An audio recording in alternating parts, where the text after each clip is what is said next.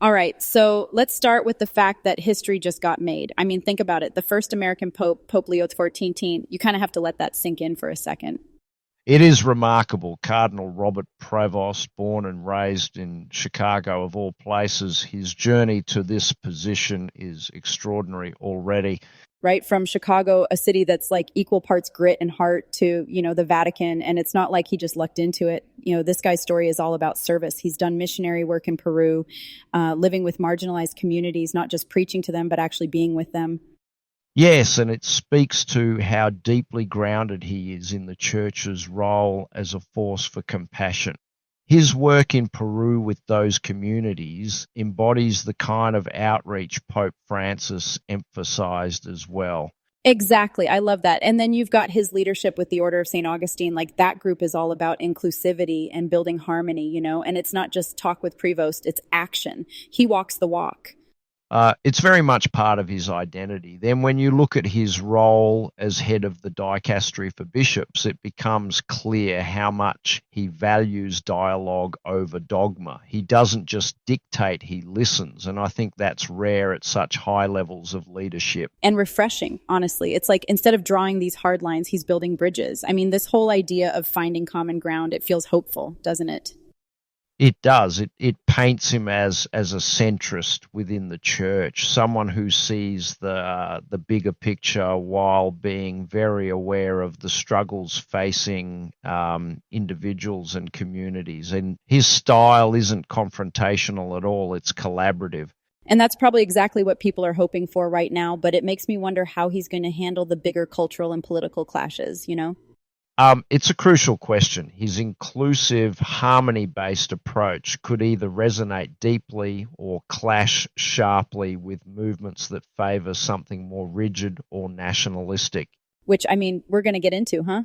So, speaking of those cultural clashes, it's fascinating to think about Pope Leo XIV's stance on life issues because in some ways it overlaps with movements like MAGA. I mean, both are unmistakably pro-life, right? That whole sanctity of life idea is central to both. Yes, it's one of those instances where faith and political ideology converge. The Pope and the MAGA movement share a strong commitment to protecting life from conception, which is a deeply ingrained Catholic value. And then you've got the religious freedom angle. Like both are obviously big on keeping space for faith in public life, especially in a world where some people think religion's becoming kind of sidelined. Yes, religious liberty is a point of agreement. Defending faith as a societal cornerstone fits both the Pope's broader mission for spiritual engagement and MAGA's pushback against what it often sees as secular overreach.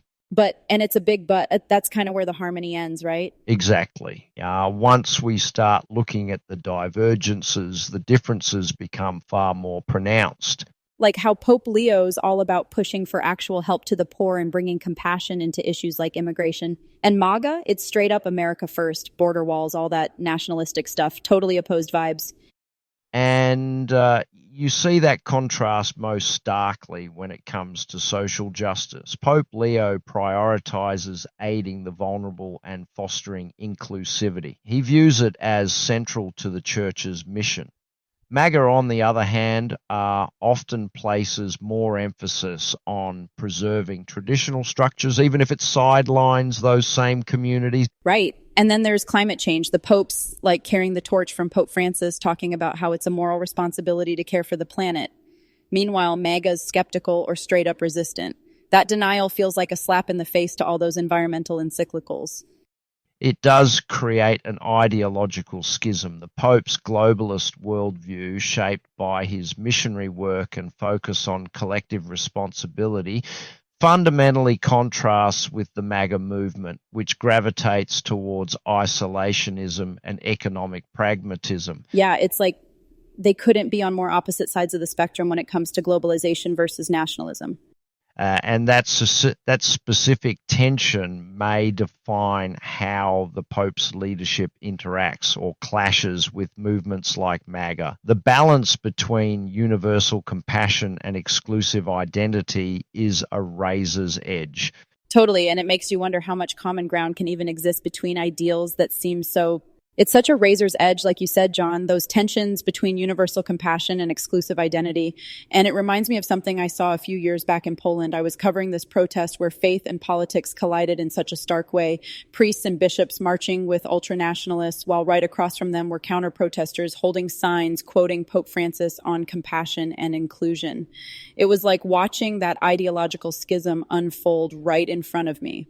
That must have been profoundly unsettling, seeing theology weaponized against itself. Exactly. And you could feel the tension. Like, this wasn't just a disagreement, it was a full blown ideological standoff. You've got one side saying they represent the real church clinging to tradition and exclusion, while the other is yelling for this, like, universal compassion message straight from the Vatican. It made me think, how do both these sides claim the same faith? That echoes what many Catholics in America face today, especially with Pope Leo XIV stepping into this conversation. His teachings seem to challenge that very division, asking whether faith can indeed hold contradicting forces without fracturing. Totally. But let's be real. Pope Leo's internationalist perspective, the way he emphasizes global compassion over national boundaries, it's not going down easy with the nationalist wing of Catholic America. Yes, and the resonance or resistance his papacy finds here could shape the very definitions of what it means to be Catholic in an American context. Faith in this case becomes more than just a unifying identity, it becomes a battlefield for values. I mean, that's where the MAGA movement is going to really test him, right? They frame their faith as tied to this strict, almost political worldview, while he's coming at it as this open border, let's heal everyone approach. That's like oil and water, no?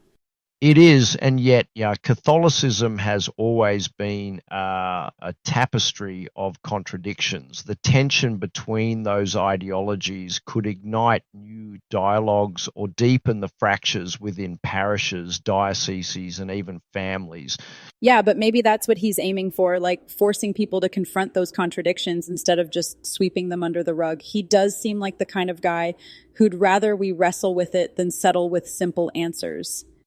Indeed, if anything, Pope Leo XIV's leadership invites reflection. How do we reconcile a faith that is both universal and deeply personal? How do we navigate the complexities of love, justice, and identity when they seem to collide? Totally. And honestly, maybe that's the challenge he's throwing out there to both sides. Test your faith. Don't just wear it like a badge. Live it, wrestle with it, grow through it.